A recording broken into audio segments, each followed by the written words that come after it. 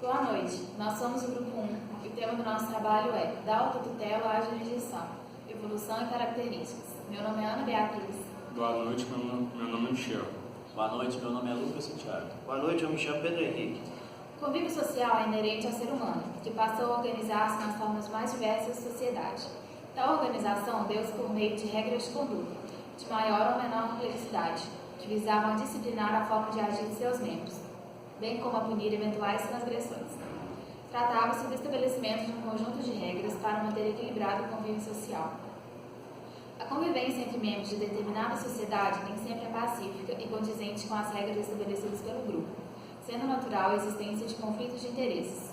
Tais conflitos surgem quando o indivíduo entende que determinado direito lhe cabe e não a outro.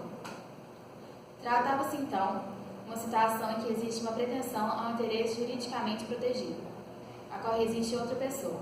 Tal situação é, portanto, geradora de uma lide, que, nas palavras de Francesco Carnelucci, é um conflito de interesse qualificado por uma pretensão resistida. No início dos tempos, cada pessoa buscava resolver os embates em que se envolvia mediante seus próprios métodos. Não havia nenhuma disposição social que atribuísse a terceiros a solução de conflitos. Cabia ao próprio indivíduo, com as armas de que dispunha, fazer valer o direito que julgasse possuir. Poderia ser utilizada, inclusive, força física para o cumprimento de obrigações eventualmente não cumpridas. Tratou-se do período em que predominava a denominada autotutela. Os ordenamentos jurídicos contemporâneos não compactuam em regra com a premissa da vitória do mais forte, mas sim daquele que estiver agindo em conformidade com o direito.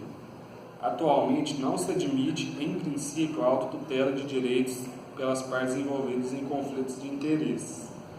Nesse contexto, é importante lembrar que o Código Penal brasileiro prevê a autotutela como conduta criminosa, imputando em seu artigo 345 a pena de 15 dias a 1 mês ou multa àquele que fizer justiça pelas próprias mãos, para satisfazer a pretensão, ainda que legítima, salvo quando a lei o permitir.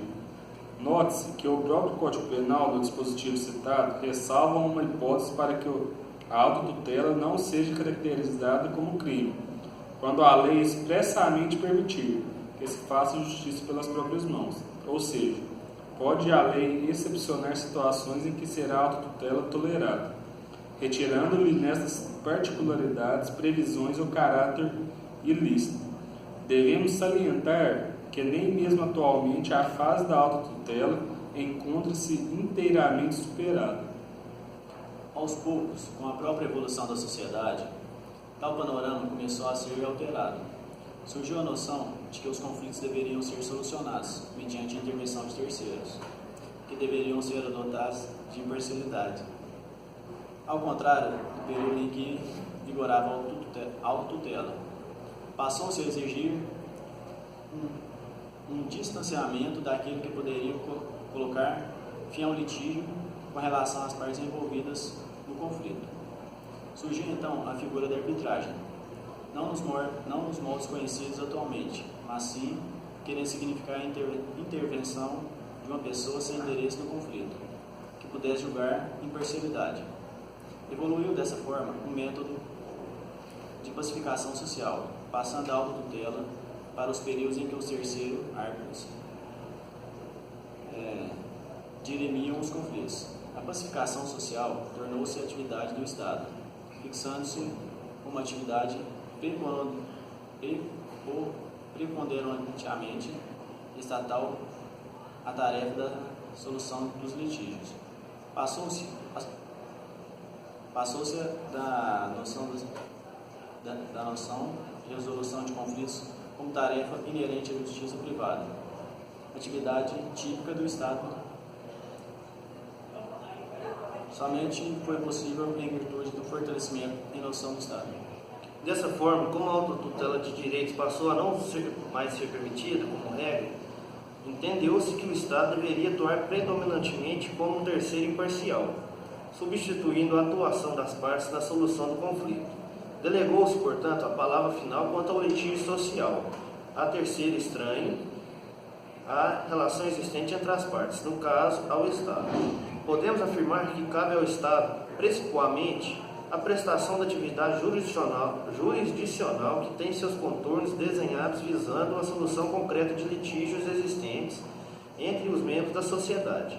Nesse contexto, apesar de uno e indivisível, o poder estatal tem suas funções divididas de acordo com as atividades por ele predominantemente desenvolvidas.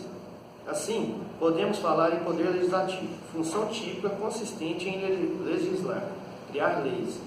Poder executivo, função típica calcada em executar graciosamente as leis. E poder judiciário, função precípua consistente em prolatar a solução concreta de conflitos. Uma vez que esteja instaurado o conflito de interesses e não tenha sido possível uma composição amigável entre as partes, no que se domina a autocomposição, caberá ao Poder Judiciário solucionar o litígio, impondo às partes sua decisão. Muito obrigado, boa noite. Boa noite. Boa noite. Tchau, obrigado.